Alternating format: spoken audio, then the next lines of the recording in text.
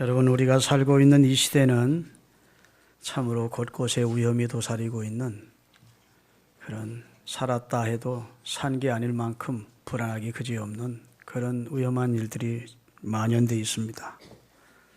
우리나라는 아직은 테러로 인하여 큰 어려움을 겪고 있지 않지만, 지금 유럽 쪽이나 아프리카, 중동 지역은 사람 많은 곳에 가면 늘 두려워해야 되는 그런 입장을 지금 맞고 있습니다. IS나 알카에다가 사람 죽이는 것이 직업인 사람들이 되어버려서 자기와 아무 이해 상관이 없는 사람을 갖다 테러하고 막 죽여제낀다고요.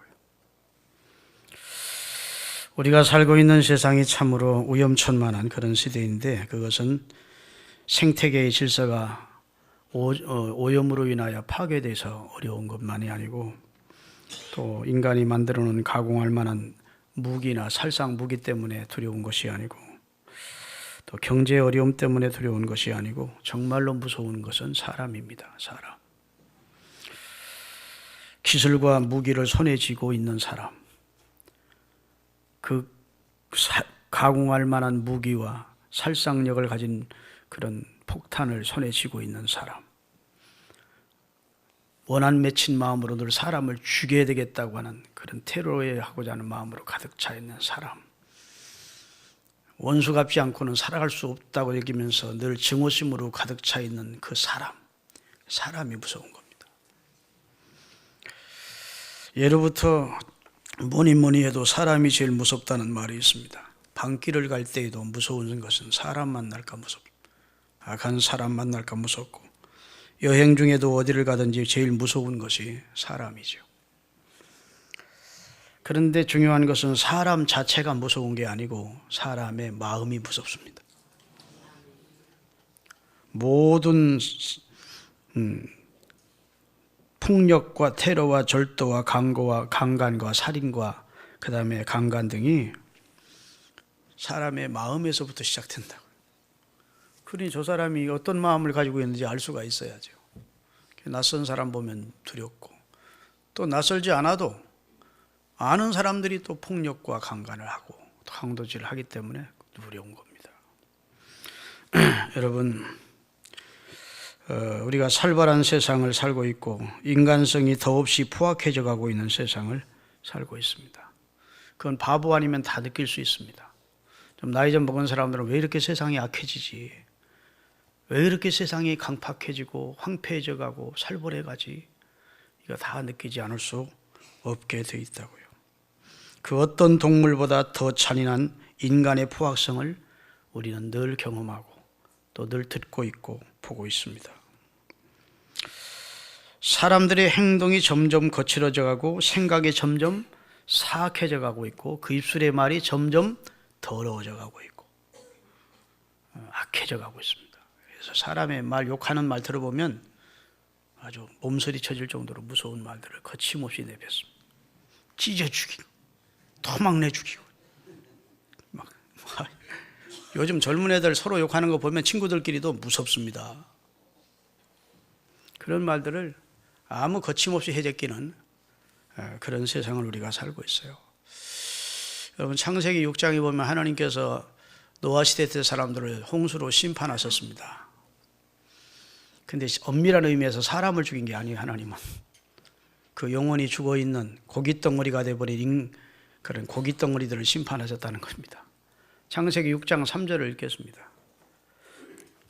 다 같이 읽겠습니다. 여호와께서 이르시되 나의 영이 영원히 사람과 함께하지 아니하려니 이는 그들이, 옛 성경에는 육체가 됨이라 그래서 육체. 영혼은 이미 기능을 상실하고 식색의 본능을 초월하여 살지 못하는 동물과 똑같이 된, 동물화됐더라는 겁니다. 동물화된 인간을 하나님이 지상에서 쓸어버리겠다 생각하고 노아와 그의 식구들만을 제껴놓고는 다 쓸어버리셨다. 그러니까 엄밀한 의미에서 사람을 심판한 것이 아니라 동물화된 동물을 심판하신 내용이 기록이 되어 있어요. 여러분, 오늘날에 있어서도 사람의 사람됨이 사라지고 점점 사람이 무서운 악마요, 무서운 짐승으로 변해가고 있음을 봅니다. 그래, 인간성의 상실 시대, 비인간화되는 시대, 말을 고상한 사람들이 쓰고 있습니다. 몸서리 쳐지도록 사실은 사람이 무서운 그런 세상을 우리가 살고 있다고요. 여러분, 사람 때문에 가슴 아픈 경험들이 많이 있는 줄 압니다. 사람이 쉽지 않습니다. 오늘 보면 예수님은 자신을 소개하는데 딱 두 마디로 소개합니다. 나는 마음이 온유하고 겸손하다. 나는 나는 온유하고 겸손하다. 그러니 내 멍에를 메고 너희들도 나처럼 나를 배워라. 온유하고 겸손하게 살면 너희 마음이 쉼을 얻는다. 너희 마음에 평강이 온다. 확하게 살벌하게 황폐되던 심령으로 살아야 평강이 오고, 그래야 점령하고 누리는 삶을 사는 게 아니라 온유하고 겸손할 때 땅을 차지하고 할렐루야 쉼을 얻는 삶을 얻을 수 있다고 예수님이 말씀을 하셨고요. 오늘 민수기 12장의 내용을 좀 설명을 하기 위해서 배경을 띄우겠습니다. 1절에서 3절을 띄우겠어요. 민수기 12장 1절에서 3절. 모세가 구스 여자를 후초로 취했더니 그 구스 여자를 취하였으므로 모세의 누나 미리암과 모세의 형 아론이 모세를 비방하니라. 그들이 이르되 여호와께서 모세와만 말씀하셨느냐 우리와도 말씀하지 아니하셨느냐 하며 여호와께서 그들이 수군대는 비방하는 말을 어떻게 해요? 하나님이 들으셨대요. 그런데 하나님이 보실 때 모세는 그 온유함이 지면에 있는 모든 사람보다 뛰어났대요. 너무너무 마음이 온유한 사람이었대요. 할렐루야. 원래 온유했을까요? 나중에 은혜 받고 하나님의 은혜로 온유해졌을까요? 원래 온유했어? 원래는 성질 더러웠어요. 그래가지고 애굽 사람들이 이스라엘 백성들을 노역시키는 현장에 가서 애굽 사람 하나가 이스라엘 사람을 괴롭히는 걸 보고 돌로 때려 죽여버리고 땅속에 묻었던 사람이에요. 대살인자야. 그런데 하나님이 그를 그 당시는 쓸 수가 없으니까 미디안 광야로 보내서 거기서 40년 동안 인간이 무능하고 무력하고 추한 존재임을 뼈저리게 느끼게 하시고 호렙산 가시덤불에 임재하신 하나님을 만나게 하시고 할렐루야 그를 새롭게 만들었어요. 그래서 이제는 온유한 사람으로 바뀐 거예요. 여러분 사도 요한이 끝까지 여러분과 예수님의 제자 가운데는 마지막까지 살아남아서 거의 다 순교했는데 세례 요한만은 마지막까지 살아남아서 교회를 지킨 인물입니다. 성경 요한복음, 요한 1서, 요한 2서, 요한 3서, 요한 계시록 5권을 요한이 썼어요. 예수님 제자 사도 요한이. 근데 그 사도 요한이 사랑하세요. 여러분 하나님은 사랑입니다. 이렇게 요한 1서, 2서, 3서를 보면 다 사랑 얘기입니다. 너무너무 온유한 마음으로 사랑을 원합니다. 그런데 원래 요한이 성질 더러웠던 사람이에요. 설교하면서 더럽다 해서 죄송한데 좀 사실적인 표현을 하기 위해서 그래. 예수님과 함께 전도하러 나갔다가 그 동네가 전도를 받지 않고 예수님을 거부하고 복음을 거부하자 뭐라 한 줄 아십니까? 예수님 하늘에서 불을 내려가지고 이놈의 동네를 다 불살라 버리십시오. 그래서 그랬더니 예수님 너 성질 더럽구나. 너 우리의 아들이다. 그래서 이건 천둥 같은 성격을 가진 하나님은 복음을 받지 않는 자라고 다 멸망시키는 것이 하나님의 뜻이 아니야. 다른 동네로 다시 전도하러 가자. 그러셨다고. 그러니까 성질이 좋았던 사람이요, 더러웠던 사람이요. 더러웠던 사람이요. 맞아, 다혈질이고. 그런데 오순절날 성령 받고 하나님이 새롭게 만들어 주셔서 사랑의 사람으로 바뀐 거예요. 그래서 나이 90이 돼서 사람들의 부축을 받아 강단에 서면 초대교회 때 형제들이여 서로 사랑하시오. 사랑은 하나님의 뜻입니다. 하나님은 사랑이십니다. 그러고 부축받으며 내려가셨대. 그 한마디 들으려고 수천 명이 운집해서 요한의 설교, 사도 요한의 예수님 직접 제자니까 설교를 들으려고 사람들이 모여들었다는 거예요. 간단하지만 굉장히 귀한 말씀입니다. 형제들이여 서로 사랑하세요. 사랑은 하나님이 하나님은 사랑이십니다. 아멘. 성경에 보면 참 아주 강팍했고 아주 성격이 대절했던 그런 사람들도 다 성령의 능력받고 하나님이 바꿔주셨다고요. 온유라는 말 자체가 따라합시다. 따뜻하고 부드러운 마음씨. 이게 이제 헬라어 프라우테스라는 말에서 시작됐는데 프라우스라는 형용사에서 기인된 말입니다. 겸손한, 이해심이 많은, 친절한, 온화함, 그런 뜻이에요. 그러니까 예를 들면 이렇습니다. 야생마는 힘 좋고 잘 딸리지요. 그 야생마를 길들이기가 쉽지 않습니다. 그러나 주인이 야생마 하나를 데려다가 길을 들여놓고 그에게 진정한 사랑을 주고 먹을 것을 주고 잘 길들여 놓으면 그 야생마가 주인의 뜻에 복종합니까? 안 합니까? 주인의 뜻에 복종. 옛날에는 그렇게 거친 말이었는데, 그렇게 반항적인 말이었는데, 주인의 사랑을 알고 나서는 주인이 앉아 하면 앉고 일어서 하면 일어서 달리자 하면 달리고 스톱하면 스톱하고 그래요. 그렇죠? 그게 바로 온유함입니다. 부드러워진 거예요. 온화해진 겁니다. 제가 늘 예를 많이 든 것 같아요. 여러분, 개 가운데 진짜 무서운 개가 있습니다. 도사라는 개가 있어요. 등치가 큰 송아지만 하고 이 주둥이를 쭉 늘어지고 투견하는 개예요. 개들도 종이 많다 보니까 무서운 개가 돼요. 정말 그런 개가 신방하는데 문 쫙 열고 들어갔는데 덤비면 여자분들 신방하러 갔다가 애 떨어져. 진짜 무섭다고. 그런데 그렇게 무서운 개가 주인이 마! 조용히 해! 그러면 끼기 앉아! 주인 앞에 부드러워진, 온유해진 겁니다. 아멘. 그럼 주인은 그런 거 하나도 안 무서워요. 지는 안 무섭지. 나는 무서워 죽겠는데 목사들 가면 개 주인이 개 안 무섭다는 말은 나 믿을 수가 없어. 자기한테는 안 무섭지. 그렇죠? 지는 사랑해 주니까 개가 충성하고 그 앞에 온유하고 하지만 남한테는 막 부르려고 덤비고 그런다고.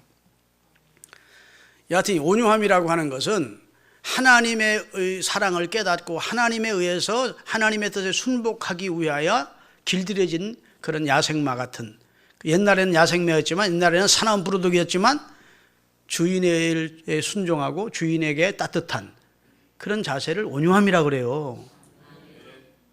여러분, 태어날 때부터 온유한 사람 별로 없습니다. 하나님의 은혜를 받아야 온유해져요.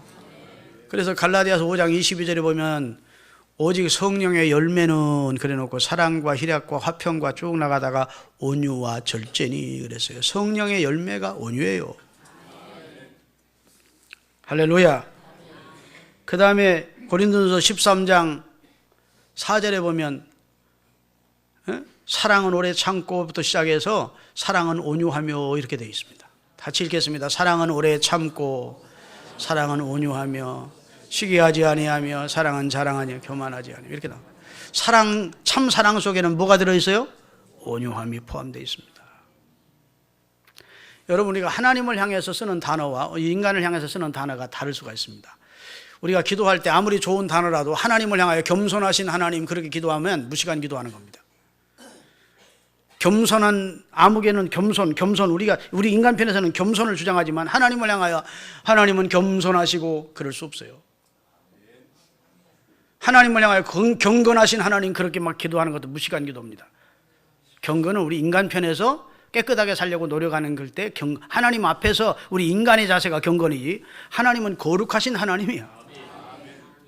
그런데 온유라는 말은 하나님도 해당되고 우리에게도 해당되는 단어입니다. 하나님의 온유함이 나를 오늘 나되게 만들었다고 다윗은 시편 36편에 고백을 하고 있어요. 나를 나되게 하신 이는 하나님의 온유함이라는 거예요. 하나님이 나를 온유하게 대해주셨기 때문에 나를 범죄한 나를 벌하지 않고 심판하지 않고 늘 온화하게 따뜻하게 나를 참아주시고 온화하게 대해주시고 친절하게 대해주시고 은혜를 주셨기 때문에 내가 오늘 다윗이 될 수 있었다. 이렇게 고백을 하고 있습니다. 하나님이 사람을 쓰는데요, 사람 같지 않습니다. 사람은 10가지를 잘하다가도 한 가지를 잘못하면 그 한 가지 때문에 사람을 배반합니다. 그래서 인간은 배신자가 많이 나오는 거예요. 내가 그 사람한테 얼마나 잘해줬는데, 생각은 뭐 10가지, 100가지를 잘해줬는데 한 가지 섭섭하게 했다고 등 탁 털리고 나가서 그 사람의 비리를 고발하고 막 그러면서 배반당하는 사람이 많죠. 그렇죠? 네. 근데 우리 하나님은 반대입니다. 10가지 단점이 있어도 한 가지 좋은 점이 있으면 그것 때문에 그를 사랑해 주시는 거예요. 그를 귀하게 쓰시는 거예요. 아멘. 여러분, 그래서 하나님은 사랑의 하나님이라는 겁니다. 사랑의 강점이 어디인 줄 아십니까? 정말 아무개를 사랑하면 그 사람의 좋은 면만 보입니다. 아멘. 여러분, 연애해 보셨죠? 연애해 볼 때 한번 그 사람을 사랑하게 되면 그 사람의 좋은 점만 보여. 하는 짓도 다 보고, 말하는 것도 이쁘고, 행동하는 것도 이쁘고, 이렇게 부끄럼 타는 것도 이쁘고, 어디 용기 있게 나가서 하는 것도 이쁘고, 다 이뻐. 그 사람의 단점이 아주 안 보이는 건 아니지만 단점이 원체 좋은 면이 크게 보이기 때문에 모든 단점은 아무것도 아닌 것처럼 가려지고 말아. 근데 결혼해서 살다 보면 단점이 보여. 그러면 무엇입니까? 사랑이 좀 식었다는 증거예요. 그 사람은 원래 그 사람인데 내 보는 눈이 원래 사랑으로 가득 차 있다가 사랑이 점점 식어가기 때문에 그 사람의 허물이 자꾸 크게 보이는 거예요. 사람 자체가 변한 게 아니고. 이해를 못 하십니까? 하나님이 우리를 사랑하는 것은 내게 어떤 한 면을 좋게 보시면 그것 때문에 다른 건 다 하나님이 덮어주시는 거예요. 아브라함 문제투성이지만 비겁하게 그지없고 자기 부인 지키려고, 자기 생명 보존하려고 자기 부인을 동생이라고 거짓말하고 이런 비겁자지만 아브라함에서 하나님 뭘 보십니까? 믿음을 보십니다. 하나님 말씀하면 그대로 믿는 거야. 믿음을 크게 보시고 믿음의 조상으로 세워놓고 믿음 때문에 그를 귀하게 쓰신 거예요. 여러분, 다윗은 구제불능 사람입니다. 다윗이 물론 뭐 좋은 면이 많았지만 결정적으로는 엄청난 큰 죄를 범했어요. 남의 부인 데려다가 범하고 그 남편을 전선에 보내 일부러 죽였다고요. 그러니 살인죄와 간음죄를 함께 범하는 거예요. 이건 도덕적으로 보면 있을 수 없는 짓이에요. 그런데 하나님이 다윗을 용서하십니다. 그리고 그를 사랑하십니다. 그 이유는 뭐죠? 다윗은 여호와 앞에 정직했다는 거야. 잘못을 범했으면 하나님 잘못했어요 하고 회개할 줄 알았고 난 핑계하지 않았다는 겁니다. 정직, 여호와 앞에 정직했다. 근데 오늘 모세를 하나님이 귀하게 쓴 내용을 나오는데, 모세는 다른 것 보고도 않고 하나님이 온유가 지상에 있는 모든 사람보다 승했대. 너무너무 따뜻한 마음, 백성을 대하는 아름다운 부드러운 마음, 이 온유함이 온 지상에 있는 온 백성보다 승했다고 성경이. 그 온유함과 하나님의 집의 충성됨을 보시고 하나님이 모세를 귀하게 쓰셨다. 여러분, 귀하게 쓰임 받기를 원하시면 온유하셔야 됩니다. 하나님의 집에 충성스러운 일꾼이 되시기를 원하시면 하나님이 여러분이 온유할 때 귀하게 쓰신다고요. 하나님이 받으시는 재물은, 야, 나 호랑이 고기 좀 먹고 싶다. 한번 호랑이 좀 잡아다가 한번 1년에 한 번이라도 호랑이 제사 드려봐라. 그런 적이 없어요. 호랑이 잡기 힘들지? 그럼 삭갱이라도 하나 잡아다가. 그런 무서운 포악스러운 짐승을 하나님이 받지 않으셔. 명령하지 않으셨다고. 양, 순한 양. 할렐루야. 소. 아무 해치는 동물이 아니라고요. 순한 양. 온유한 동물이라고요. 하나님은 사람도 온유한 사람을 좋아하십니다. 그래서 마태복음 5장 5절에 보면 온유한 자는 복이 있나니 그 사람이 땅을 기업으로 받는데, 온유한 사람이 복 받는데요. 온유한 사람의 삶의 지경을 하나님이 넓혀주신대. 환경을 넓혀주신대. 사역의 지경도 넓혀주신대. 온유해야. 왜냐? 온유해야 하나님의 말씀에 아멘하고 순종하거든요. 온유하지 않으면 하나님의 가르침을 안 받아. 그래서 시편 25편 9절을 띄우겠습니다. 다 같이. 온유한 자를 정의로 지도하시며 온유한 자에게 그의 도를 가르치리이다. 자, 온유함이 없으면 하나님의 말씀을 주어도 들이받는 거예요. 반항하고. 아이 무슨 그러죠. 근데 온유해진 사람, 아까 얘기한 대로 길들여진 말처럼 온유해졌을 때 하나님이 무슨 말씀을 하시든지 이해하고 순복하는 사람이 되기 때문에 하나님은 온유한 하나님의 사람을 귀하게 쓰시는 줄로 믿습니다. 여러분, 사도 바울도 옛날 사울로 있을 때 성질이 좀 고약한 사람이에요. 스데반 집사를 돌로 때리는데 선봉해서, 때려 죽이는데 선봉했었던 사람이에요. 자, 사도행전 26장 14절. 그런데 주님이 그를 바꿔주십니다. 온유한 사람으로 바꿔주셔. 그 결정적인 계기가 하나님의 음성입니다. 우리가 다 땅에 엎드려짐에 내가 소리를 들으니 히브리 말로 이르되 사울아 사울아 네가 어찌하여 나를 받게 하느냐. 가시채를 뒷발질하기가 내게 고생이라. 왜 쓸데없이 고약한 성질을 가지고 말이 뒷발질해서 가시채를 뒤에 있는 가시채를 차면 너만 손해하냐, 너만 피나고. 온유한 마음으로 주의 일을 할 것을 권해 주신 줄로 믿습니다. 할렐루야.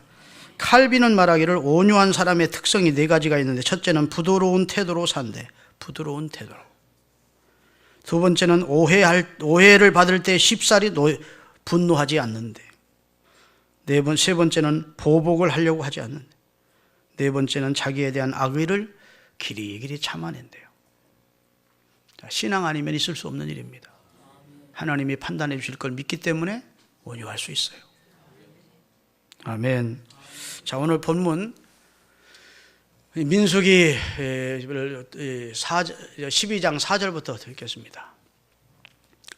하나님께서 갑자기 모세와 아론에게 이르시되 너희 세 사람은 회막으로 나오라 하시니 그 세 사람이 나가면, 여러분 잘 보세요. 모세가 제일 막내 동생입니다. 그 다음에 형 아론이 있습니다. 그 위에 누나가 있습니다. 그 누나 이름이 누구죠? 미리암입니다. 형의 이름은 아론입니다. 그 다음에 모세입니다. 다 한 아버지 한 어머니 밑에서 태어났는데, 모세가 태어날 때는 아이를 태어나면 남자아이는 다 죽이도록 바로가 명령을 내린 시대라 모세가 꼭 죽을 수밖에 없는 상황이었는데 3개월을 숨어 키우다가 갈대 상자에 넣어 나일 강가에 버린 것입니다. 그때 누가 갈대 숲에서 뒤쫓아오면서 그걸 지켜봤죠? 그 누나 미리암이 자기 동생 모세가 어떻게 되나 싶어서 갈대 사이를 숨고 봤더니 바로 왕의 공주가 목욕하려고 나일 강가에 나왔다가 유대인이 버린 아이 나일 강가에 갈대 상자에 떠내려오니까 하인 보고 가서 데려가라 해가지고 건져오니까 그 아이가 웃는데 너무 이쁜 아이야. 그래서 이 아이를 키우고 싶은 마음이 생깁니다. 성령 하나님이 역사하신 거죠. 그래서 내가 젖은 안 나니까 이 아이를 어떻게 키울까 하고 고민하고 있을 때 미리암이 갈대숲에 있다가 톡 튀어나와서 공주님, 이 아이의 젖먹 있는 어머니 유모 하나를 소개할까요? 그런 거예요. 그래주면 좋겠다. 그래서 자기 엄마를 데려다. 진짜 그러니까 그 요베겟이라고 하는 모세의 어머니는 친아들, 버린 친아들을 다시 몇 시간 후에 만나서 그 품에 안고 모세를 키우게 된 겁니다. 하나님의 섭리죠. 그러니까 모세 입장에서는 사실은 미리암이 보통 누나가 아니에요. 자기 생명의 은인이야. 그리고 미리암도 성령 받은 사람이고 아론도 성령 받은 사람이에요. 그런데 지금 모세가 거의 나이가 100세 가까이 돼서 구스 여자인 저 이디오피아 구스거든요. 그 검은 얼굴이 그 흑인 여자를 부인으로 맞았다고. 자, 유대인 일반 백성도 이방인과 결혼을 금하고 있는 것이 성경입니다. 하나님의 율법이요. 그런데 유대인의 최고 지도자가 그 거룩한 하나님의 종이 이방인 여자를 아내로 맞은 거예요. 잘한 일이요, 잘못한 일이요? 비방받을 만한 일이요, 비방받아서는 안 될 일이요? 비방받아 마땅한 일을 원인 제공을 누가 한 겁니까? 모세가 한 거예요. 그러니까 모세를 사랑하던 누나와 모세를 사랑하고 하던 형이 있을 수 없는 짓을 자기 동생이 범한 겁니다. 그러니까 아니 이스라엘의 최고 지도자가 율법을 지켜야 되는 모범을 보여야 될 자가 도저히 율법을 어기고 저 검은 여인을 자기 부인 후처로 맞아? 우리 동생이 이거 망령났구나. 큰일 났네. 이러면서 비방을 해댄 것이죠. 그런데 모세는 거기에 대응을 안 했다는 겁니다. 변명도 안 하고 온유한 마음으로 그냥 기다리고 있었던 거죠. 그랬더니 하나님이 4절을 다시 띄우세요. 바로 그 얘기예요. 여호와께서 갑자기 모세와 아론과 미리암 삼남매에게 이르시되 너희 세 사람은 회막으로 성막 앞으로 나오라 하시니 그 세 사람이 삼남매가 하나님의 성막 앞에 나가섰다는 겁니다. 그랬더니 여호와께서 구름 기둥 가운데 큰 구름으로 회리바람처럼 구름 기둥 가운데 강림을 하셔서 장막 문에 서시고 아론과 미리암을 더 앞으로, 모세는 그냥 서 있게 하고 아론과 미리암은 더 앞으로 나오라고 부르시는 자, 두 사람이 앞에 나갔어요. 그랬더니 이르시되 내 말을 들으라. 너희 중에 선지자가 있으면 나 여호와가 환상으로 나를 그에게 알리기도 하고 꿈으로 그와 말하기도 하거니와. 다 선지자들에게 내가 환상으로 말하기도 하고 꿈으로 말하기도 했다. 아멘. 너희들하고는 그렇게 말했다. 그러나 내 종 모세는 그렇지 않다고. 내 종 모세는 그렇지 아니하니 그는 내 집에 내 온 집에 충성된 종이야. 너희들과 똑같은 입장이 아니야. 그 말이야. 이스라엘의 최고주자로 모세를 세웠지 너희들이 나와 통한다고 너희들을 이스라엘의 지도자라고 세운 게 아니야. 그러면서 하시는 말씀이 그와는 내가 대면에서 시내산에서 말한 적도 있고 할렐루야. 은밀한 말로 하지 아니하고 그는 또 여호와의 형상을 보아거늘 너희가 어찌하여 내 종 모세 비방하기를 두려워하지 아니하느냐. 그 사람은 내 손에 있는 사람이야. 왜 모세를 네가 비방해? 누나와 형이 협력해야지. 막 그러면서 책망하는 거예요.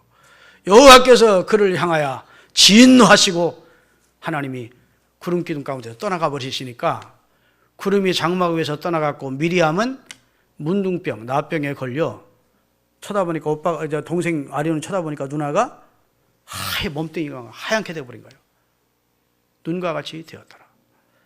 아론이 미리암을 본즉 나병에 걸렸는지라. 하나님의 징계지요. 자, 11절입니다. 아론이 이에 모세에게 이르되 슬프도다 내 주여. 자, 지금은 조금 전에는 얼마 전까지 비방했는데 이제 모세 보고 뭐라고 부릅니까? 내 동생아 그러지 않고 내 주여 슬픕니다. 누나가 문둥병으로 하나님의 저주로 죽게 됐으니 슬픕니다. 그 말이에요. 내 주여 우리가 어리석은 일을 하여 우리가 누굴까요? 나와 누나가 어리석은 하나님의 종을 비방하여 죄를 지었으나 청하건대 그를 그 벌을 우리에게 돌리지 마소서. 그가 살이 반이나 썩어 모태로부터 죽어서 나 혼자 같이 되지 않게 하소서. 그 말은 그가 문둥병은 살이 썩어 죽는 병이니까 살이 다 썩어가지고 처참한 상태에 죽지 않도록 해달라고 말이에요. 다시 말해 문둥병을 고쳐줄 수 있도록 당신이 하나님 앞에 기도해달라는 거예요. 그래서 모세가 다 같이 읽겠습니다. 33절 여호와께 부르짖어 이르되 하나님이여 원하건대 내 누나를 고쳐 주옵소서. 이렇게 기도를 했어요. 그랬더니 하나님이 모세에게 말씀하십니다. 야, 내가 징계한 자를 당장 고쳐줄 수는 없다. 그가 반성할 수 있는 기회를 갖도록 하자. 그를 이스라엘 진 밖으로 내보내라. 거기서 7일 동안 각성하고 근신하고 회개하게 한 다음 일주일 후에 진으로 들여오면 완전해질 것이다. 그런 거예요. 그래서 진 밖으로 내보내서 누나를 일주일 동안 거기서 회개하게 한 다음 들여왔더니 옛날 살처럼 여전히 건강을 얻었다는 내용입니다. 자, 지금 제가 이 말씀을 드리는 이유는 다른 게 아니고 온유한 하나님의 사람 편이었다는 겁니다. 하나님은 남 비방하는 사람 편이 아니고 할렐루야. 아무리 정의 같지만 옳은 말 같지만 상식적인 말 같지만 남을 폄하하고 손가락질하고 이런 사람의 편이 아니고 하나님은 온유한 사람 편이었고 잘못을 용서해 주시기를 대신 기도해 주는 사람 편이었고 그래서 하나님이 모세를 그의 온유함과 하나님의 집의 충성됨을 보시고 귀하게 쓰신 겁니다. 나는 우리 교회 성도들이 다 온유하기를 바랍니다. 부드럽고 따뜻하고 온화하기를 바랍니다. 여러분 인생을 살 때 꼭 사회생활 할 때도 온유하게 하십시오. 아멘. 따뜻한 마음, 온유한 부드러운 마음 이런 마음으로 하셔야 돼요. 직장생활에도 가정생활에도 온유해야 돼요. 온유해. 말로 그냥 가족 마음 아프게 하고 독한 소리 해가지고 악한 말하고 성질 부리고 그래서 가장 우애줘야 될 가족들 마음을 아프게 하고 큰 상처를 주고 그런 가족들이 되지 마십시오. 온유한 여러분, 따뜻한 여러분. 할렐루야. 온화한 가족 일원이 되시기를 바랍니다. 교회에서도 온유하세요. 남을 온유한 마음으로 대하시기를 주의 이름으로 축원합니다. 하나님이 온유한 자는 복이 있대. 저가 땅을 기업으로 얻는다고 했고, 시편 37편에도 하나님이 말씀하셨어요. 한번 11절을 띄우겠습니다. 그러나 온유한 자들은 땅을 차지하며 풍부한 화평을 즐기리다. 온유하면 대적이 없으니까. 여러분, 인자무적이라는 말 들어보셨죠? 사람이 원체 어질면 적이 없어요. 그 사람을 원수시하는 사람이 없다고. 내가 아무에게 막 적대시할 때 그 사람도 나를 적대시하는 것이지, 어질인자, 인자무적, 어진 사람은 적이 없는 거예요. 온유한 사람은 이 세상을 살면서 적이 없어. 그러니까 풍부한 화평을 누릴 수가 있는 거예요. 편안한 거예요. 원수 있어 보십시오. 대적자 있고 보고 적이 생겨보세요. 잠 안 옵니다. 저놈의 새끼를 내가 특히 죽이지. 저 자식이 나를 어떻게 해야 하지 않을까 불안하기도 하고, 무슨 일을 꾸미지 않을까 불안하기도 하고. 그래요, 안 그래요? 그런데 온유한 사람은 풍부한 화평을 누린대. 평강을 누린대. 땅도 차지한대. 아멘. 결론적으로 말씀드립니다. 여러분, 프라우스라는 이 말씀을 꼭 기억하세요. 따뜻한 마음, 친절한 자세, 온화한 마음. 할렐루야. 하나님의 뜻 앞에 순복하는 자세, 이게 온유입니다. 그 풍부한 온유를 여러분이 맛보시고 누리시는 하나님의 사람들이 되시기를 바랍니다. 성경에 보면 하나님이 가장 좋아하는 주의 종이 누구냐? 주의 종의 덕목 가운데 그 첫째가 온유라는 거예요. 디모데후서 2장 24절 25절입니다. 이게 내 말 아니고 성경이니까 아멘으로 받아. 여기 주의 종 될 사람들이 많고, 또 직접 지금 현재 주의 종인 사람도 많은데, 앞으로 주의 일, 여기도 뭐 주의 종은 굳이 목회자는 아니더라도 주의 일에 앞장서는 중직자들은 꼭 들어야 돼요. 주의 종은 마땅히 다투지 아니하며. 누구와 다투면 안 돼요. 주의 종은 다투면 안 됩니다. 다툴 만한 일이 있어도 다투면 안 돼. 그러면 하나님의 권위가 주의 종의 권위가 딱 실추돼 버린 거예요. 다투지 아니하고 모든 사람에 대하여 뭐 해야 돼요? 따뜻한 마음, 온화한 마음을 가져야 된대. 그 다음에 가르치기를 잘해야 돼. 하나님의 말씀을 잘 가르쳐야 되고, 그 다음에 너무 빨리 들어갔어. 24절. 그 다음에 참아야 된다. 여러분, 목사님이, 나 아는 목사님은요, 재직히 하다가 성질나면 옛날에 깡패했던 분이거든. 그래서 은혜 받고 이제 목사가 됐는데 옛날 성질이 나오는 거예요. 그래가지고 교인 가운데 반대하는 사람이 나오면 요 앞 밑에 요거 있지? 요걸 들었다 놨다. 그래서 다 집어던지고 너희끼리 다 해먹어라. 그리고 옥상으로 올라가 버린대. 그래서 한 300명 명의 교인들이요, 이제 몇십 명 안 모였다고 하더라고요. 다 흩어져. 여러분, 주의 종이 성질내서 하면 그 교회 누가 나와? 권위가 딱 실추되고 그 사람이 들은 설교하는 설교가 아무리 은혜로워도 설교 은혜 안 됩니다.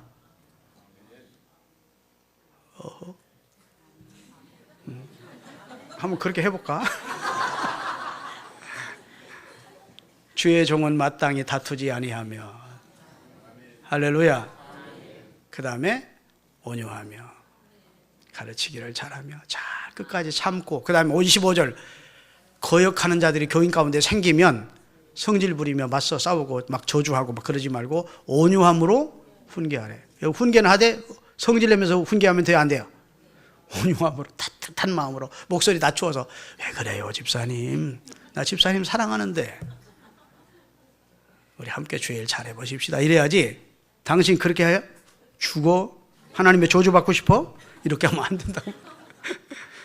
온유함으로 훈계할지니 혹 하나님이 그들에게 그 거역하는 자가 회개함을 주사 진리를 알게 할까 하지 않느냐. 주의 종의 덕목도 최고가 뭐예요? 온유라는 겁니다. 온유. 주님을 섬기는 여러분 다 온유하셔야 하나님이 기뻐합니다. 주의 일 혼자 하는 것처럼 막 굉장해도 한번 여러분이 분노하고 승질 부리고 덕스럽지 못한 일을 하고 나면 은혜가 다 안 돼요. 온유해야 돼요, 끝까지. 기도하시겠습니다.